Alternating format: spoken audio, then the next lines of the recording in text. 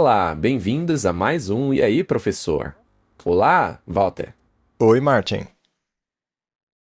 Sobre o que falaremos hoje? Hoje nós faremos uma pergunta. Será que a Constituição foi repudiada? Se algo assim estiver acontecendo, o que realmente isso significa? Ou será que apenas parece que isso está acontecendo até certo ponto ou não? Como isso nos afeta enquanto povo de Deus? Como isso afeta a consciência? E por que essa chama da consciência aí na tela está tão baixa? Estas são algumas perguntas que temos que fazer. Nós faremos algumas análises de padrões de pensamento e tendências de pensamento no mundo. E veremos como isso se alinha com aquilo que esperamos que vai acontecer. Bem, antes de começarmos, vamos orar, né? Pai Celestial, agradecemos mais uma vez por nos reunir, obrigado por nos ajudar a passar por tempos difíceis e pedimos que o Senhor abençoe essa conversa. Ajuda-nos a revelar a tua vontade a nós, em nome de Jesus, amém. Martin, não há dúvida de que o mundo está inquieto. Podemos dizer assim? É uma descrição muito boa, na verdade. Não é? Tem algo cozinhando, né? Sim, parece que tem algo em banho-maria, mas ainda não chegou a transbordar. Mas poderia. A qualquer momento pode acontecer. O mundo é um barril de pólvora hoje. O pavio do TNT já está ligado, só esperando a hora da explosão. Pois é, e eu estou interessado em acompanhar a política europeia e a política nos Estados Unidos. A britânica também? Sim, e os 10 chifres e a besta de 2 chifres, com todas as suas atitudes lá na Grã-Bretanha, por exemplo, com o rei e sua atitude com relação ao Farage. Ele disse ter quase certeza de que os conservadores vão vencer as próximas eleições, porque as pessoas estão fartas do status quo e dessas coisas. E a Bíblia diz que a segunda besta de Apocalipse irá liderar e as outras virão atrás dela. Mas muita gente sempre olhava para isso e dizia, isso é improvável. Mas parece cada vez mais provável, não é? Você viu o Donald Trump quando entrou lá na reunião do G7? Sim. Ele disse: Eu sou o chefe aqui. Eu sou o chefe. E o Hitler concordou com ele. O Hitler concordou. É muito interessante ver esses chefões do planeta com suas afiliações. Parece que eles realmente têm uma agenda. Olha, eu vou dizer uma coisa. Quando eu olho para as fotos desses encontros e negociações de paz do Paquistão e etc., todas essas fotos dão a entender que é um grande espetáculo. Você também vê assim? Eles se reúnem para falar a respeito de pessoas que estão morrendo, mas as reuniões são sempre uma festa. Isso é fascinante. Muito bem, Martin, então vamos fazer essa pergunta. Será que a Constituição está sendo repudiada? Mas o que significaria isso? Não significa que ela tenha sido abolida, mas apenas reinterpretada. Sim, o princípio dela. Exato. Há uma questão muito importante que é relacionada a tudo o que está acontecendo recentemente em termos de comunicação do céu para com a humanidade. É uma pergunta muito sucinta. De qual Jesus estamos falando? Porque ele deixou bem claro que a palavra dele é a verdade. Tudo tem que ser baseado em sua palavra. A palavra de Deus foi a força da reforma protestante. E eu levanto a questão, com todas as ideias sendo apresentadas hoje em dia, sejam elas ideias metafísicas ou ideias de como Deus age por meio de milagres, sinais e maravilhas, mas o nosso alicerce em meio a tudo isso tem que ser a palavra. Quando políticos e diferentes denominações com estilos e atitudes diferentes acabam se unindo, será que todas essas pessoas estão falando exatamente do mesmo Jesus? Ou será o Jesus que eles apresentam? Sim, eles dizem crer num personagem Jesus. Mas quando você analisa as crenças individuais deles com relação a Jesus, você vê que é muito diferente. Quando a Bíblia diz que Babilônia caiu, é porque ela caiu mesmo. E quando a Bíblia adverte que Cristo virá e que haveria agitação religiosa e muitos falsos profetas, a Bíblia não diz isso mesmo. E a lei e o testemunho, se não falarem segundo esta palavra, e não pensem que vim para abolir a lei e todas essas coisas. A tua palavra é verdade. E quanto à existência de falsos cristos? Sim? Então, esse Jesus que eles apresentam pode até ter o nome de Jesus, mas não é o Jesus bíblico. Quando a Bíblia, por exemplo, diz que este mundo é um local onde o pecado está isolado, porque, aliás, o diabo não foi expulso do céu, e ai da terra por ele ter vindo a esse lugar, não é? Então, o pecado está isolado aqui. E quando você começa a falar sobre extraterrestres vindo nos visitar, isso está fora do âmbito da Bíblia.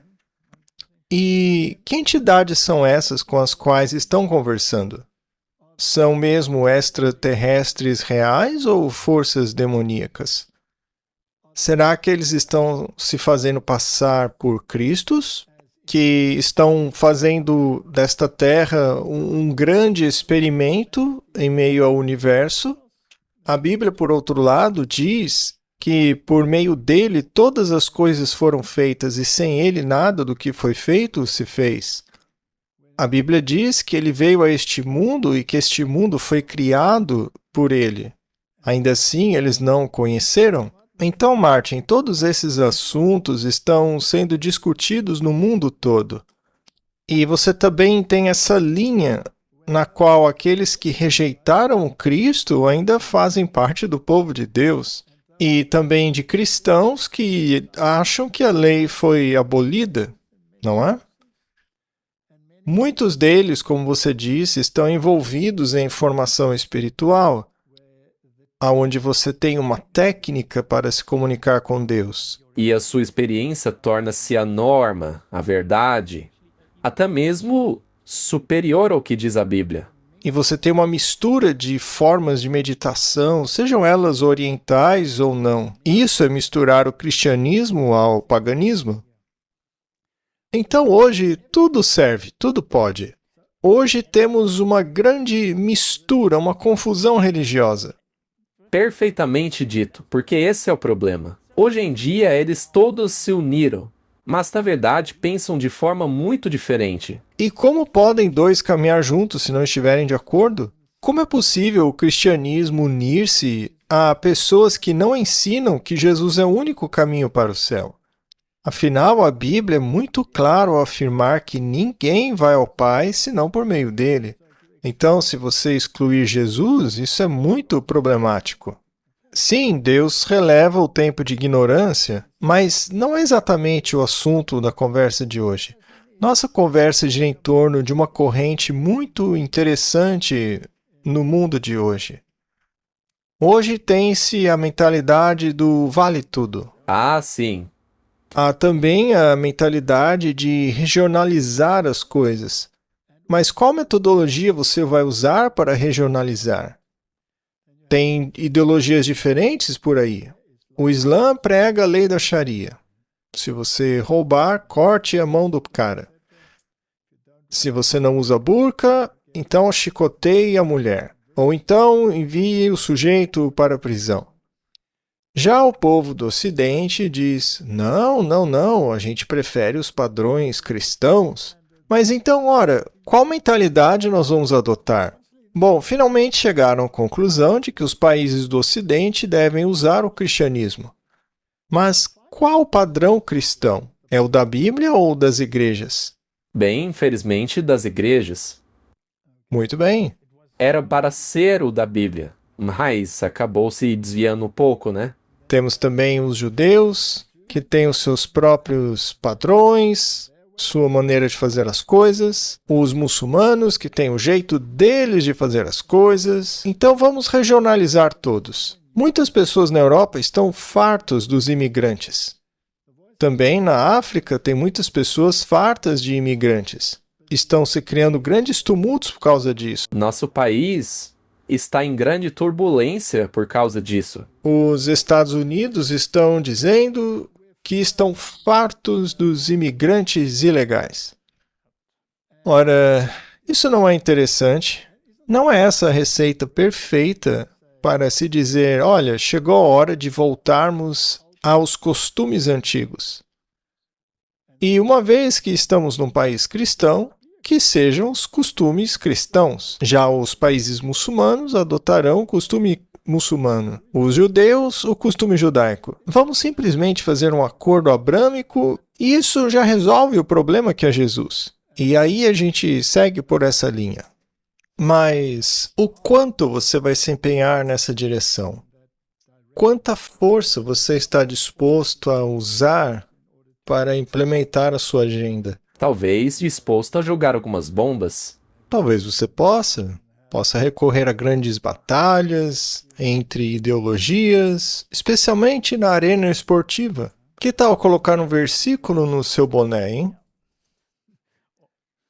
E fazer isso de uma forma que dê a entender que você é inclusivo, mas na verdade você tem um problema. Enfim, é muito interessante. Pois é. Bem, os judeus querem ter um templo, né?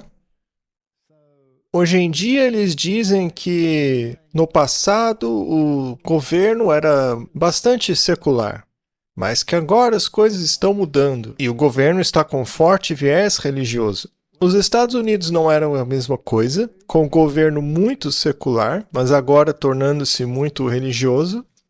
A separação entre igreja e Estado estava implementada? E quanto à Grã-Bretanha? Desde quando milhões de pessoas marcham por aí exigindo normas cristãs? E por que há rumores na Europa, particularmente no setor oriental da Europa, com todos mostrando estarem dispostos a seguir nessa direção? Bem, os muçulmanos em Jerusalém disseram, sabe de uma coisa? Antigamente o governo era laico, mas agora está se tornando uma questão governamental. Veja só esse vídeo. É um dos lugares mais sagrados e disputados da Terra. A Mesquita Al-Aqsa é um centro do Islã há 1.300 anos. 2 bilhões de muçulmanos acreditam que Maomé ascendeu ao céu a partir daqui, tornando este local o terceiro mais sagrado do Islã. Os muçulmanos em Jerusalém dizem que a cidade está sitiada por extremistas judeus apoiados pelo governo israelense, que quer destruir a mesquita e construir um templo sagrado ali. Eles são apoiados por muitos cristãos evangélicos que acreditam em uma profecia de que, quando o templo judaico for construído ali, Jesus voltará trazendo o fim dos tempos. Você é pastor, né? Sim. Por que você veio aqui hoje? Por que é importante para você estar aqui nesse lugar? É importante estar em Israel para apoiar esta nação em tempos de guerra. E porque nós, como cristãos, acreditamos que este será o local de encontro eterno para todos os cristãos no fim dos tempos. Em Jerusalém, conversei com Aviv Tatarsky, um pesquisador do Instituto Israelense Ir Amin, que documenta conflitos em Jerusalém. Ele tem acompanhado esse movimento do terceiro templo há anos. Você acha que vai mesmo acontecer? Eles já estão construindo maquetes e modelos do terceiro templo, não é? Sim. Então, eles vão mesmo tentar fazer esse templo aqui? Veja, é muito claro que esses movimentos estão todos trabalhando com o objetivo específico de reconstruir o terceiro templo. É como você disse, eles estão fazendo todos os preparativos. Normalmente, 10 anos atrás, eu diria que isso era uma grande piada. Eles falam o que querem falar. Todo mundo achava que eles eram apenas uns doidos. Ninguém levava esse pessoal a sério. Afinal, ninguém no governo deixaria que isso acontecesse. Mas hoje a situação é completamente diferente. Hoje eles estão no governo, no coração dele. Então sim, estão trabalhando nessa direção. E à medida que a segurança se deteriora, isso dá a Israel mais e mais desculpas para mudar as coisas no complexo de Al-Aqsa. Então, o governo tendia um pouco mais para o laicismo, né? O secularismo. Mas agora o governo está indo para o lado religioso. Isso é incrível, né? O mundo todo está indo nessa direção. Sim, é uma tendência mundial. Muito bem, então temos uma tendência. E se essa tendência é justificada ou não é outra questão. Agora, eu já li a Bíblia muitas vezes, Martin, e em nenhum lugar na Bíblia diz que haverá reconstrução do templo. Não. Você já achou isso daí? Não, porque não está na Bíblia. Não sei de onde eles tiraram essa ideia de que o terceiro templo será reconstruído. A Bíblia fala sobre Jerusalém, Sim, fala. mas sobre a nova Jerusalém. Aquela que está sendo preparada pelo próprio Deus, que Ele está preparando para o seu povo. E segundo o livro de Apocalipse, a nova Jerusalém virá de onde? Ela virá do céu. Sim, ela vem do céu. Então, por que todos eles estão obcecados com essa ideia de que precisa haver a reconstrução de um terceiro templo, com a retomada do sistema de sacrifícios? Enquanto isso tudo era, na verdade, apenas um símbolo de Jesus que já veio. Então, seria uma blasfêmia repetir esses sacrifícios que eram apenas símbolos. E, na minha opinião, é a mesma coisa que a missa. Porque, segundo o catolicismo, é uma repetição exata do que aconteceu lá na cruz. Só que a Bíblia diz que o sacrifício de Jesus foi de uma vez por todas, o que torna a missa e esse terceiro templo, na verdade, a mesma mensagem. Sim, porque ambos negam a obra de Jesus. E o sacrifício perfeito dele. Então, Martin, não é fascinante que o mundo esteja caminhando nessa direção? Infelizmente, como acabamos de ver, e você acabou de falar nisso, você tem o catolicismo e o judaísmo. Mas aí você tem os cristãos evangélicos, que estão nadando no meio dos dois. Sim, que apoia os dois lados. Um que aceita Cristo e o outro que o rejeita. Na esperança de que um dia eles o aceitem. Mas construir esse templo é rejeitar a Jesus. Pois é, então um cristão não pode apoiar esse templo. Em vez de apoiá-lo, devia dizer a eles que estão errados nisso. Este não é o caminho. E depois temos a reportagem de 26 de junho. Essa daí é bastante recente e envolve o rei da Inglaterra, que decidiu redefinir sua posição.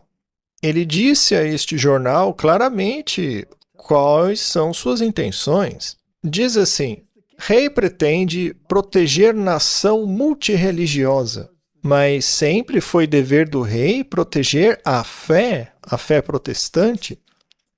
Esta é, portanto, uma definição revisada da monarquia.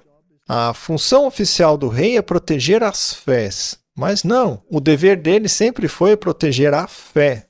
Dentro da nação multirreligiosa, segundo uma definição do papel do monarca recém-divulgada pelo palácio.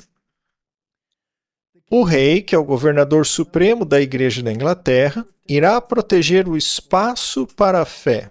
Ou seja, significa que ele não vai proteger a fé, apenas o espaço. Sim, para que qualquer fé possa entrar. Sim, entra qualquer fé porque o espaço está aberto. Conforme uma descrição de funções reformuladas pelo Palácio de Buckingham. Publicada no relatório anual sobre as finanças da família real, O Grande Soberano Relatório, de 2025 a 2026, mudou a definição do papel do rei como chefe da nação em relação ao ano anterior, quando ele era definido como chefe da Igreja da Inglaterra e defensor da fé. Esse ano vai ainda mais longe, especificando que Sua Majestade é o governador supremo da Igreja da Inglaterra e protege o espaço para a fé dentro da nação multirreligiosa. Martin, eu creio que ele assinaria o acordo abrâmico com todo o prazer. Bem, na verdade, no artigo diz que ele apoia isso completamente, que ele é totalmente a favor. Bom, essa ideia de 3 religiões, sendo que 2 das quais rejeitam completamente Jesus como Messias e como expiador, e um deles o sacrifica todos os dias, inúmeras vezes, porque o sacrifício dele na cruz não foi completo o suficiente, né? Então eles têm que repetir o sacrifício todos os dias. Isso é muito interessante, porque nenhuma delas é bíblica. Ou você aceita o Messias, ou está fora dessa esfera. Você não pode estar com o pé em uma situação e com o pé na outra. Sim, a Bíblia diz que não há meio termo entre Cristo e Belial. Sim, não se pode ficar com os dois. Então, Martin, o mundo hoje é um grande caldeirão cultural. Temos aqui algumas citações dos testemunhos para a igreja. Veja. Nesse aqui, nós lemos o seguinte: o último ato do drama será a substituição das leis de Deus pelas leis dos homens. Mas Jesus disse que ele não veio mudar a lei, né? Nenhum jota, nem tio desaparecerá da lei de jeito nenhum. A Igreja Católica Romana mudou a lei e o mundo guarda essa lei católica romana. E finge, em muitos casos, que a lei católica romana é a lei de Deus. Mas não, é a lei católica romana. E com a substituição do sábado pelo domingo, eles, por si mesmos, em suas próprias palavras, em seus próprios escritos, dizem que esta é a sua marca de autoridade eclesiástica, por terem transferido o sábado para o domingo. Essa, então, é uma lei humana promulgada por humanos e não é uma lei divina. Qual é a validade disso diante dos olhos de Deus? Nenhuma. Porque perante a lei de Deus, isso daí não tem fundamento nenhum. Então, não é bíblico? Muito bem. Substituição das leis de Deus pelas leis dos homens. A exaltação por mera autoridade humana do domingo em vez do sábado bíblico é o último ato do drama. E por que é assim? Porque ataca a autoridade de Deus. E sabe, é muito interessante. Isso começou no sábado, no princípio, e também terminará com isso. Sim, é onde o drama começa e onde o drama termina. Porque trata-se de quem vai obedecer a Deus ao invés dos homens. Quem é a sua autoridade, né? Quando esta substituição se tornar universal, Deus se revelará. Isso porque ele terá sido rejeitado mundialmente por outra autoridade. Ele se levantará em sua majestade para abalar terrivelmente a terra. Ele sairá de seu lugar para punir os habitantes do mundo por sua iniquidade. E a terra descobrirá o seu sangue e não mais encobrirá os seus mortos. Portanto, isso acontecerá no final, quando Cristo voltar, quando os mortos ressuscitarem. E ele virá para punir quem? Aqueles que usurpam a sua palavra, não é mesmo? Que criam as suas próprias regras e negam as de Deus. E agora aqui ela está falando dos Estados Unidos da América. Quando nossa nação repudiar de tal maneira os princípios de seu governo, a ponto de promulgar uma lei dominical, o protestantismo, com esse ato, dará as mãos ao papado isso não será nada menos do que dar vida à tirania, que há muito tempo aguarda ansiosamente a oportunidade de ressurgir como despotismo ativo. Ora, os Estados Unidos deveriam ser um refúgio para evitar o derramamento de sangue que ocorreu na Europa, não é mesmo? Sim, o refúgio da perseguição religiosa. Exatamente. Assim, a Constituição americana foi feita para proteger essa liberdade de consciência, para que você não seja mais forçado a aderir a decretos humanos que são diretamente contra a palavra de Deus. Veja, às vezes as pessoas interpretam mal aquilo que dizemos. Eles dizem, vocês querem que os muçulmanos governem, é? Não. Nós queremos liberdade igual para todos. Sim. Bom, Martin, essa substituição é o último ato do drama. E por mais de um século, essa mensagem tem sido pregada pelo mundo todo, mas as pessoas riam dela. Pelo decreto que impõe a instituição do papado em violação à lei de Deus, a nossa nação, que é os Estados Unidos, terá se desvinculado completamente da justiça. Agora, quem é a nossa justiça? Jesus. Jesus? Ou seja, todos, a nação toda, se distanciará de Jesus. Ainda assim usarão o nome dele. É por isso que fizemos aquela pergunta no início. Que Jesus vocês adoram? É o Jesus que disse: a tua palavra é verdade, a tua lei é verdade, todos os teus mandamentos são a verdade, e não apenas um pedacinho da lei é a verdade. Ele não disse isso. Então, qual Jesus eles vão seguir? E o que é a justiça? Justiça é fazer o que é certo. E o que ele pede? E o único que realmente fez o que era certo foi Jesus. Portanto, ele deve imputar e transmitir a sua justiça. E se agora você aceitar a lei de uma outra pessoa no lugar da lei de Deus, você está aderindo à justiça de quem? Bem, a sua própria justiça. Então você está feliz com sua condição de justiça. Eu não. O que há errado com você, Martin? Você não está feliz com sua própria justiça? Não, eu não estou feliz com a minha própria justiça. Muito bem.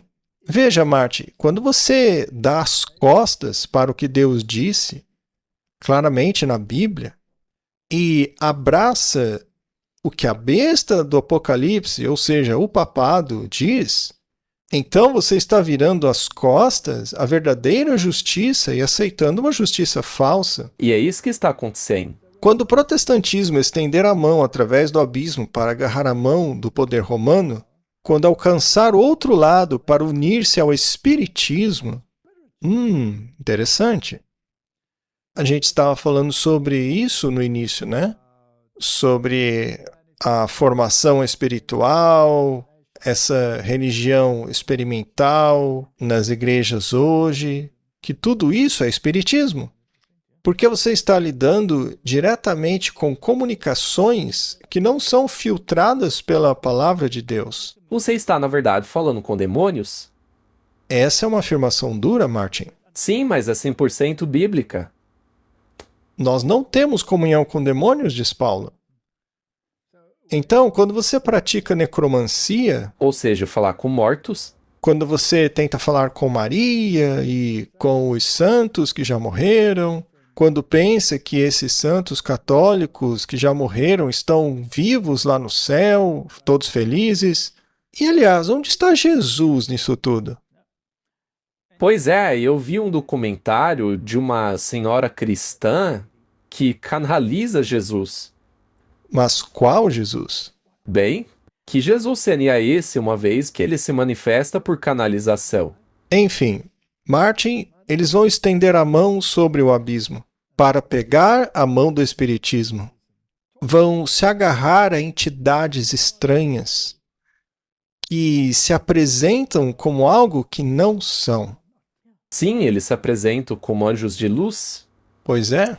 Quando, sob a influência dessa tríplice união, em outras palavras, o papado, o protestantismo e o espiritismo, Nosso país terá repudiado todo o princípio de sua Constituição como governo protestante e republicano.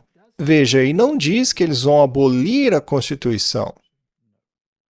Diz que eles vão repudiar os princípios da Constituição. Isso é muito importante? Muito bem. Quais são os princípios da Constituição? Por que a Constituição foi projetada dessa forma? Foi o que você disse agora há pouco, para garantir a liberdade religiosa, para se proteger na perseguição. Para promover a liberdade de consciência, né? Então, se a igreja prescrever novamente, por meio de legislação, a consciência que eles querem implementar, Mesmo que pareça bíblico e bom, isso significa repudiar o princípio da Constituição. E se você vai fazer isso como anjo de luz, então você não vai exaltar a Constituição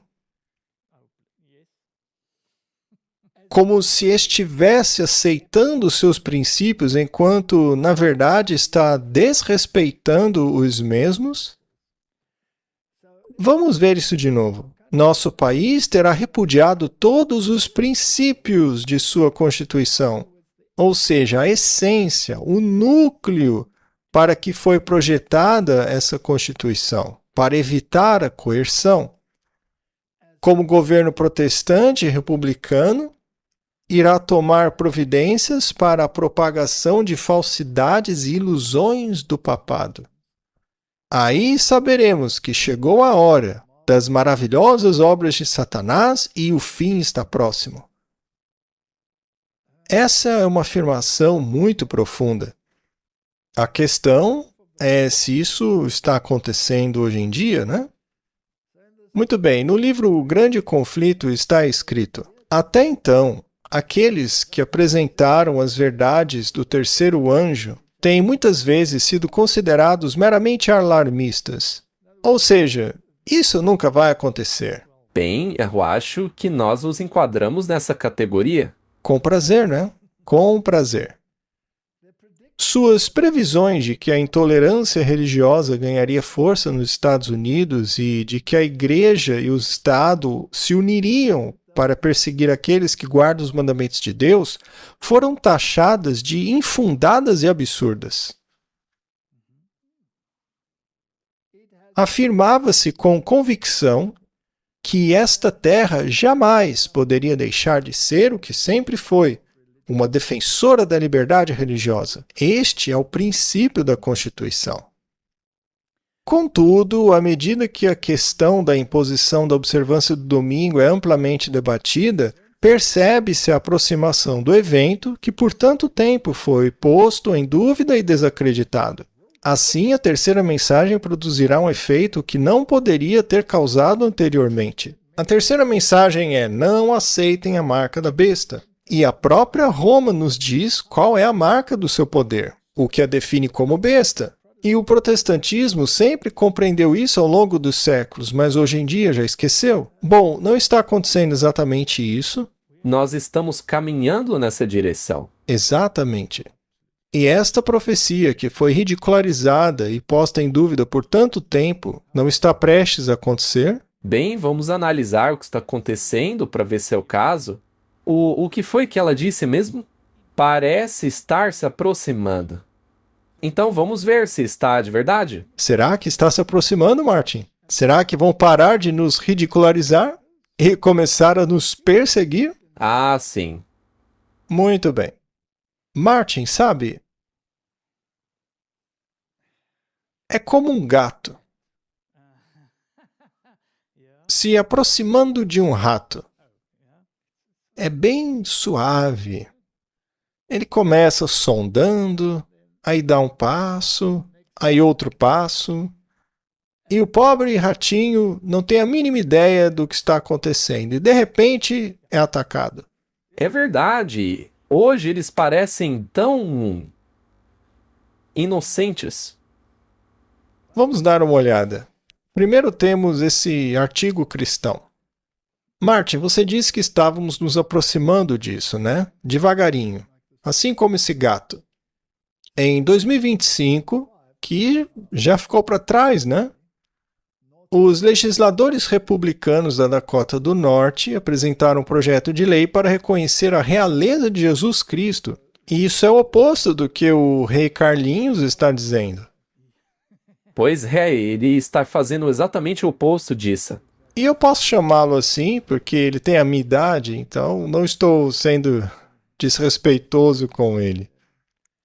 Poucos dias depois de o presidente Donald Trump se referir aos americanos como um povo ordenado por Deus, legisladores da Dakota do Norte estão propondo um projeto de lei que reconheceria oficialmente a realeza de Jesus Cristo. Estamos caminhando naquela direção, Martin. Realeza. Quem aceita Jesus como rei tem que aceitar a sua lei. A questão é, qual é a lei do rei? Para eles é o do Papa. É isso aí. A resolução concorrente da Câmara, número 3020, apresentada em conjunto por um grupo de deputados estaduais e senadores republicanos liderados pelo deputado Nice Rios, de Williston, defende a crença de que Jesus Cristo exerce domínio não apenas no âmbito espiritual, mas também sobre os assuntos civis, afirmando o seu poder sobre a governança do Estado e do mundo. O interessante aqui é que eles decidiram, em nome de um dos estados norte-americanos, ou seja, não do governo federal, que isso aconteceria apenas no estado deles. Mas se isso se expandisse, acabaria chegando ao nível federal, né? Sim, e nós veremos se isso está se espalhando pelos estados. Muito bem. Então, qual será o próximo? Agora é março de 2026. E isso já está mais perto de nós, né? Veja, Martin, é como o gatinho andando devagar. Se aproximando lentamente da presa. A Câmara dos Representantes do Alabama aprova a emenda que inclui oração nas escolas e juramento à bandeira americana, patrocinado pelo deputado Reed Ingram, etc., de Pike Road. É uma emenda subconstitucional que permitiria iniciativas lideradas por estudantes e orações iniciadas por alunos em salas de aula de escolas públicas. Isso é igreja e Estado juntos, certo? Não estou tentando impor a religião a ninguém, nem obrigar ninguém a fazer nada, disse Ingram, após a aprovação do projeto. Muitas vezes as crianças não têm a opção de orar e não sabem o que a oração significa. De acordo com o Departamento de Educação dos Estados Unidos, os alunos têm permissão para orar na escola desde que isso não perturbe as atividades escolares. Na Inglaterra, você é preso se fizer isso. Veja, a maré está virando. Esse é o plano? Sim, esse é o plano. Após sofrer alterações, não estava claro na terça-feira de que maneira o projeto de Ingram modificaria ou desafiaria a legislação vigente. Então, o projeto de lei foi aprovado após 2 horas de debate. Então, está se aproximando, Martin. E em março de 2026, a Carolina do Sul convoca uma renovação da dedicação a Deus Todo-Poderoso. Então, veja, nós estamos caminhando nessa direção. E, mais uma vez, foram os republicanos. Eles falaram com a CBN News sobre o porquê eles lideraram uma resolução conjunta assinada por todos os legisladores da Câmara Estadual e do Senado. Em maio, houve a Cruzada para a Colheita Mundial e a convocação voluntária para a rededicação da Carolina do Sul ao Deus Todo-Poderoso por meio da oração, arrependimento e renovação moral entre os cidadãos. Igrejas e voluntários de pelo menos 25 cidades ao longo do estado estão participando. O deputado Smith diz que a resolução e a cruzada são importantes lembretes das fundações espirituais da América no 250º aniversário de seu nascimento. Será que não existe uma intenção oculta por trás disso para provocar essa mudança drástica? Ah, sim, sem dúvida. Esse despertar espiritual. Mas o que está acontecendo a nível federal? É uma boa pergunta, não é? Bom, O governo e a Igreja Católica estão dando as mãos, não é? Estão estendendo as mãos por sobre o abismo. Pois é, vejo os protestantes, eles estão fazendo isso, e os católicos também, essa rededicação. Os bispos dos Estados Unidos consagram a nação ao Sagrado Coração de Jesus, embora secretamente, ou nem tão secretamente assim, o fizeram ao Coração de Maria, né? Mas como os protestantes teriam problema com isso, eles rededicaram a Jesus, né? Sim, como acabamos de mencionar no início, de qual Jesus eles estão falando aqui? Exatamente. Assim, o presidente Donald Trump também emitiu uma mensagem marcando a consagração, chamando-o de um momento poderoso em nossa história nacional e associando-a à consagração dos Estados Unidos à Santíssima Virgem Maria, realizada pelo bispo John Carroll no período pós-revolução. Ele descreveu o momento como parte de uma herança espiritual mais ampla, observando que a história americana tem sido há muito tempo moldada por expressões públicas de fé. Agora, Martin, é o governo federal que está dando as mãos à besta. Com certeza. À medida que os bispos católicos consagram os Estados Unidos da América ao Sagrado Coração de Jesus neste ano do 250º aniversário de nossa independência, nós reafirmamos nosso compromisso, disse ele, apelando para uma atenção renovada à identidade espiritual e à grande herança civilizatória da nação. Trump classificou a consagração como um lembrete comovente de que a América sempre foi guiada pela mão amorosa de Deus, apresentando-a como um ato tanto de reflexão quanto de renovação durante o ano do semiquincentenário. Aqui os dois estão dando as mãos. Juntos. Muito bem. A diretoria do Texas teve a ideia de tornar as passagens bíblicas leitura obrigatória. Agora sabemos que estamos caminhando nessa direção. Não estamos caminhando na direção da interreligiosidade. Não, isso daí é mais atual. Muito bem, Martin. Coloque o vídeo para nós. O que o Conselho de Educação do Texas está fazendo e parece ser inédito nesse país é aprovar o plano que exige que suas mais de 5 milhões de crianças em escolas públicas tenham que ler trechos bíblicos como parte do material didático obrigatório de cada série. Assim, no ensino fundamental, os alunos começarão com uma série de livros ilustrados e, a partir da 4ª série, lerão passagens bíblicas específicas sobre Jesus. No ensino fundamental 2, isso incluirá o sermão sobre o monte e os ensinamentos sobre o reino dos céus. E no ensino médio, os alunos lerão passagens bíblicas ao lado de clássicos como Charles Dickens e Jane Austen. No ano passado, o Texas passou a exigir que todas as salas de aula exibissem os 10 mandamentos. Essa última mudança só entra em vigor em 2030. Mas essa iniciativa coloca o Texas bem no centro do debate sobre religião nas escolas. Alguns educadores argumentam que isso viola a separação entre igreja e Estado e demonstra preferência pelo cristianismo em relação a outras religiões. E agora esse mesmo Conselho do Texas está considerando uma nova disciplina de estudos sociais que estuda os paralelos da Bíblia e a história americana. Mary? Eu me pergunto no que isso vai dar. Muito obrigada. Muito bem. Será que o gato está se aproximando do rato? Claro, veja, como sempre dizemos aqui, não é que seja algo ruim ler a Bíblia, ou passagens bíblicas, ou mesmo ter orações na escola, mas quando você começa a envolver legislação para forçar pessoas a fazer isso, isso não é bom, é um atropelo da consciência. Muito bem, vamos abordar um assunto um pouco mais polêmico. Qual denominação é conhecida por alertar justamente contra isso? A Igreja Adventista do Sétimo Dia. Muito bem. Será que o governo está ciente da posição da Igreja Adventista do Sétimo Dia sobre isso? Todos eles estão. Com certeza. Nós temos tendo conversas com nacionalistas cristãos muito proeminentes. E todos eles estavam muito cientes do problema, pois eles sabem no que creem os adventistas do sétimo dia, e isso representaria um problema para eles.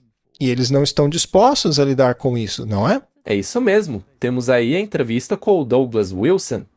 E também temos uma pessoa que, na verdade, é adventista do sétimo dia, e que se candidatou à presidência dos Estados Unidos. E, aliás, isso tornou a fé da Igreja Adventista ainda mais conhecida por lá. Ele foi submetido a uma análise rigorosa do público. Eu nem era adventista ainda quando a campanha do Donald Trump versus o Ben Carson em 2015 aconteceu. Eu não tinha ideia do que estava acontecendo. Mas agora, ao ler alguns desses artigos, eu vejo que toda a mídia tradicional trouxe explicações em artigos, por exemplo, da CNN, da ABC, do Washington Post, todos eles. Artigos que explicavam no que Ben Carson acreditava. Bem, ele é um adventista do sétimo dia. Agora, se eu entendo corretamente as Escrituras e o que diz o Espírito de profecia, bem, dê a César o que é de César e dê a Deus o que é de Deus. Mas não misture as duas coisas. Agora, eu não encontro em nenhum lugar do Novo Testamento que Jesus tenha feito discursos políticos, ou que ele tenha participado de qualquer discussão política. Na verdade, ele soube lidar brilhantemente com essa questão. E por quê? Porque mesmo o povo, naquela época, eles tinham uma mentalidade política. Eles queriam que Jesus fosse rei e consertasse os problemas políticos da época. Eles já eram focados nisso. Pois é, e no grupo dos discípulos até mesmo havia um zelota, né? Mas Jesus evitava meticulosamente qualquer mistura de política com religião. Veja, eu não estou aqui para julgar o Ben Carson, ou qual é o papel dele em toda essa história. Mas, pessoalmente, eu não me envolveria com o governo de jeito nenhum. O que não significa que eu não esteja interessado no que o governo está fazendo.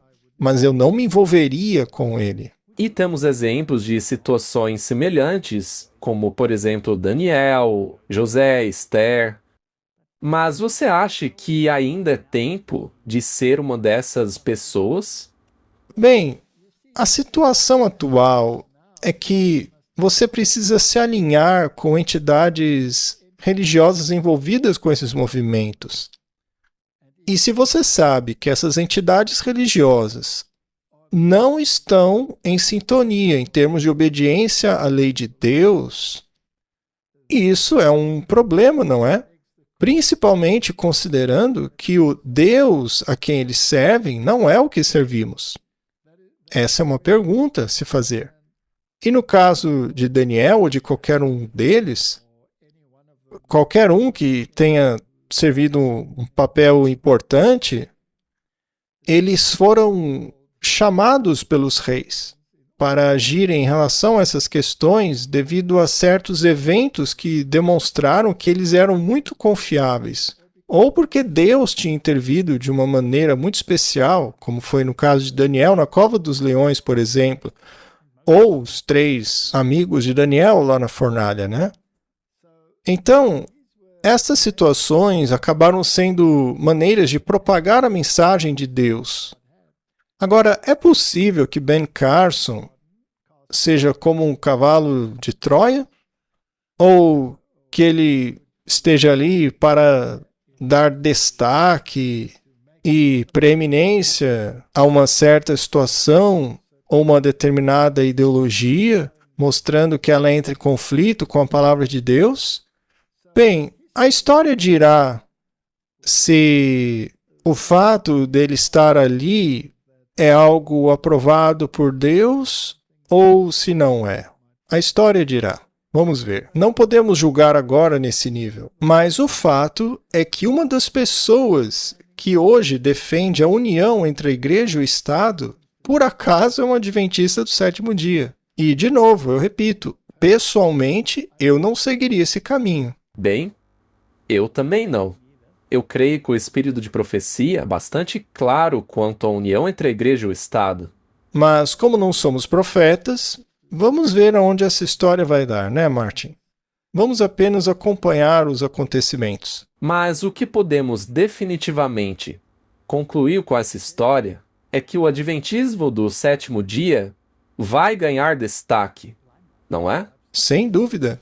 E o espírito de profecia realmente disse que essa religião ganharia cada vez mais preeminência. Ela diz exatamente isso. Pois é, essa religião vai sair da obscuridade mundial. Em breve, todos saberão quem são os adventistas. Ela diz que hoje não são conhecidos, mas que não seria sempre assim. Que mudaria, isso mesmo. Vamos assistir. Vamos chamar agora o Sr. Trump. Obrigado, Sr. Trump, por se unir a nós esta manhã para falar novamente. Vamos começar com os comentários sobre a religião de Ben Carson, que é o Adventismo do sétimo dia. O senhor disse que não tem ideia do que é isso. O que quer dizer? Sim, eu não conheço nada sobre essa religião, nem sei o que é isso. Eu sou presbiteriano, já disse. E o que eu disse é que eu não conhecia essa religião. Foi simplesmente isso que eu disse. Eu, sinceramente, não conheço nada sobre os adventistas do sétimo dia. Foi só isso que eu disse. Mas por que levantar essa questão se o senhor sabe que alguns conservadores dizem que os adventistas não são cristãos? O senhor queria, de alguma forma, rebaixar o Ben Carson entre os evangélicos? Não, de jeito nenhum. Eu já estou ganhando do Ben Carson em todo o país, entre os evangélicos, então eu nunca quis fazer isso. Eu só disse que eu não conheço a religião dele, só isso. De volta à minha pergunta. Quer levantar essa questão? Ora, eu já disse, eu não conheço a religião dele, eu não conheço nada sobre ela. Eu não critiquei ninguém. Eu não falei mal de religião nenhuma. E você acabou de mostrar uma citação que eu fiz, dizendo exatamente isso, que eu não conheço nada sobre essa religião. Isso não é um insulto. Eu não vejo dessa forma. O Ben Carson exigiu desculpas da sua parte. Mas eu não disse nada de mal sobre a religião dele, eu só disse que não conhecia. Veja, eu certamente pediria desculpas se eu tivesse criticado a religião dele, mas eu não fiz isso. Tudo que eu disse é que eu não conhecia ela. O ponto, Martin, é que muitas pessoas, incluindo altos funcionários do governo, assim como o próprio Donald Trump, não sabem da nossa religião. Mas agora eles já conhecem. Agora há pouco eu disse que muitos artigos explicaram o que Ben Carson acredita, né? Mas a verdade é que essas revistas explicaram o que os adventistas do sétimo dia acreditam. Portanto, o mundo todo está sendo informado sobre o que creem os adventistas. Agora resta saber se isso vai funcionar para o bem ou se terá um efeito contrário, né? A história dirá. Vamos orar para que seja o primeiro caso. Muito bem. Esse vídeo aí foi em 2015. Agora vamos para os dias de hoje. Pois é, esse vídeo aí foi em 2015. Hoje, o Ben Carson já ocupa um cargo importante dentro do comitê que Donald Trump criou para supervisionar as relações entre a igreja e o Estado.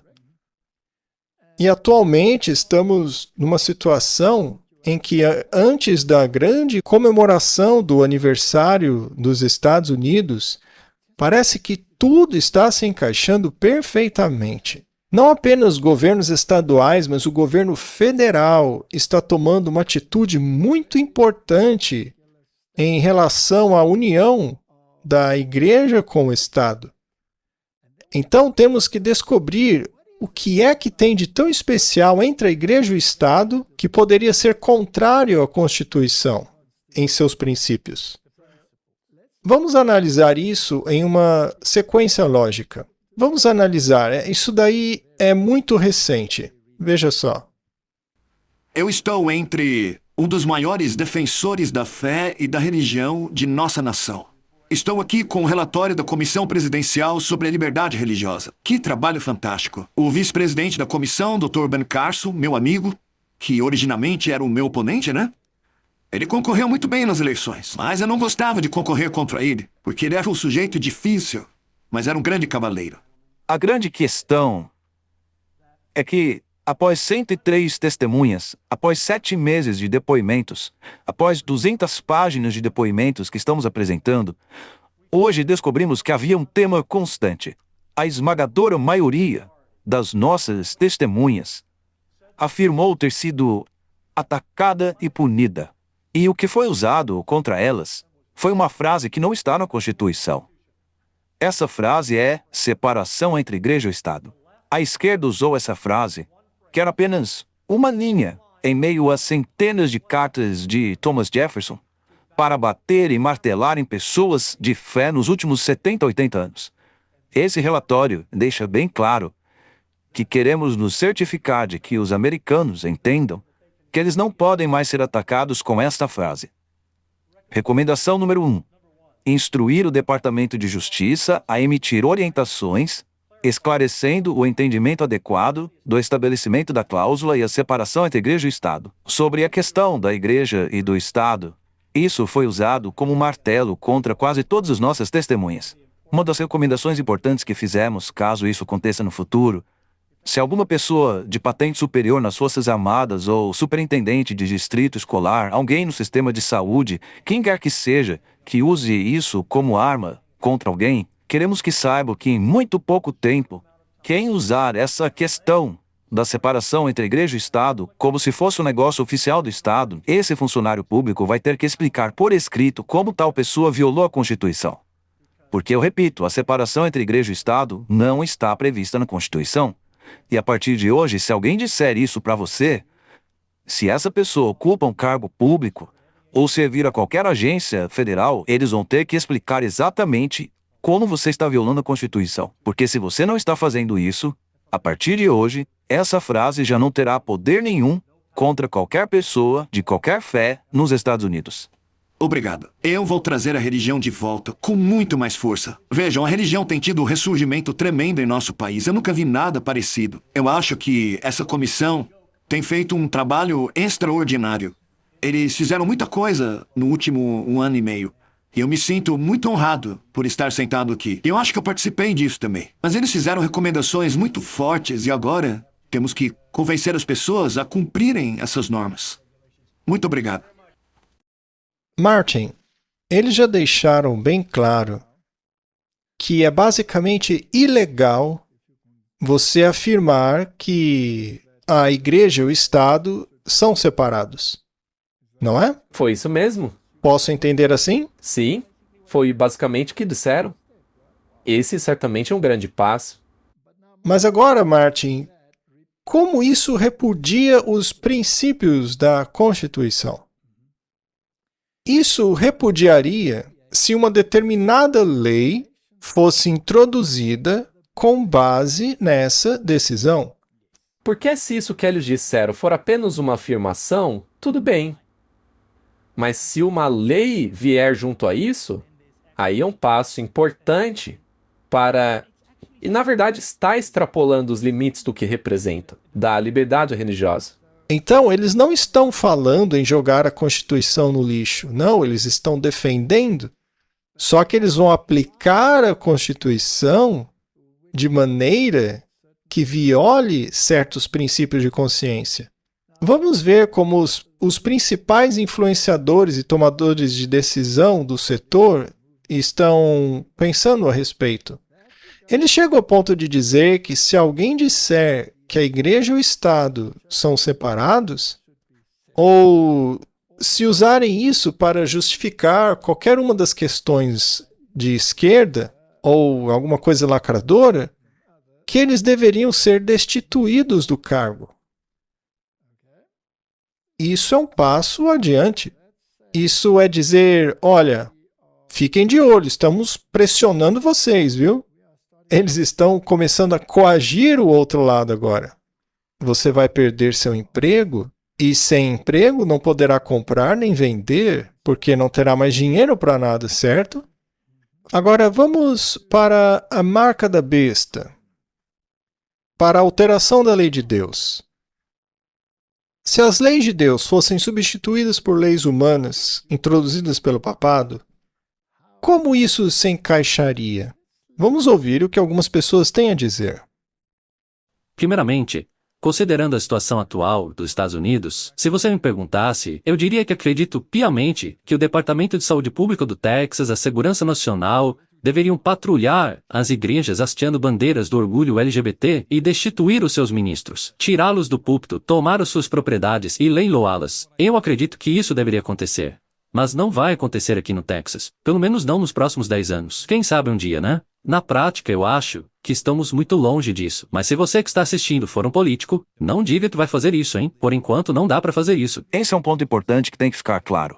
Quando Wesley disse que se você é um político do Texas, ou que deseja se tornar ou que está fazendo campanha, por favor, não diga que vai fazer tal coisa. O que ele quer dizer com isso é: você tem que esconder o seu nível de poder. Se você disser que vai fazer essas coisas, as pessoas não estão prontas. Seus filhos vão gostar, mas os adultos não estão preparados para isso. Então não diga que vai fazer tal coisa. Em termos de princípio, isto é perfeitamente permitido. E é por isso que começamos o podcast de hoje com um versículo bíblico. Não o fizemos apenas para fingir que somos pessoas bíblicas. Não, a gente começou com aquela passagem bíblica porque é relevante para o tema do podcast de hoje.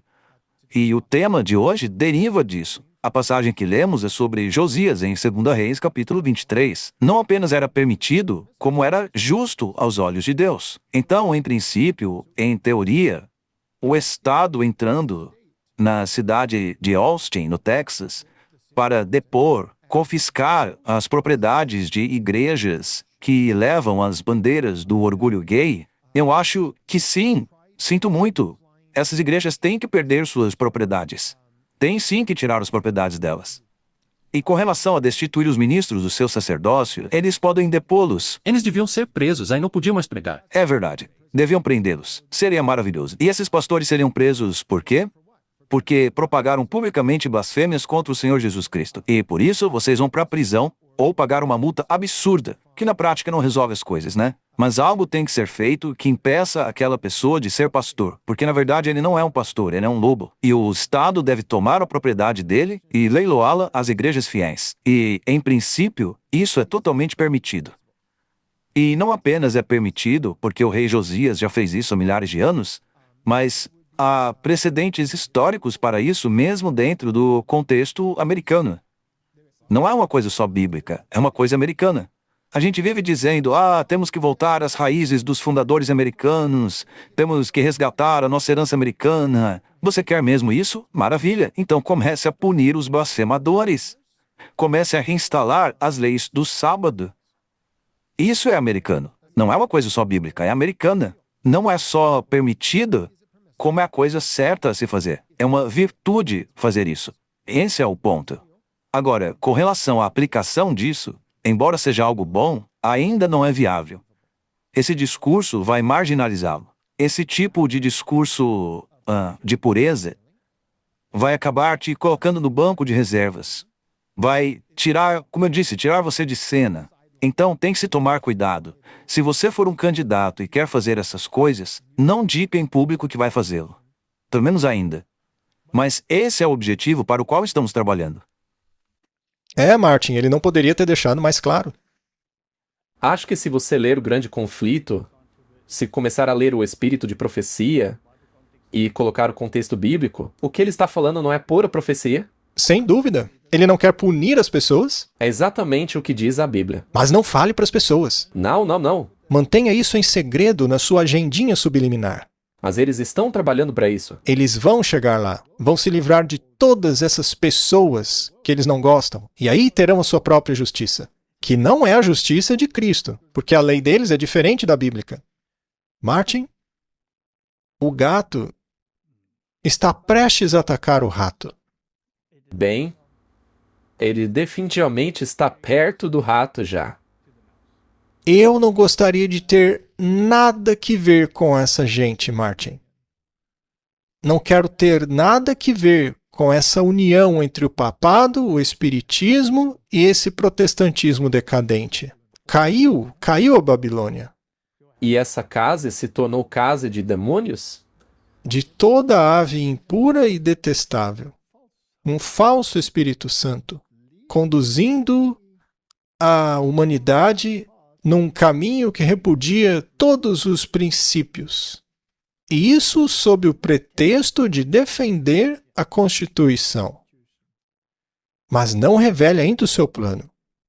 Basta seguir devagarinho e eles chegarão lá.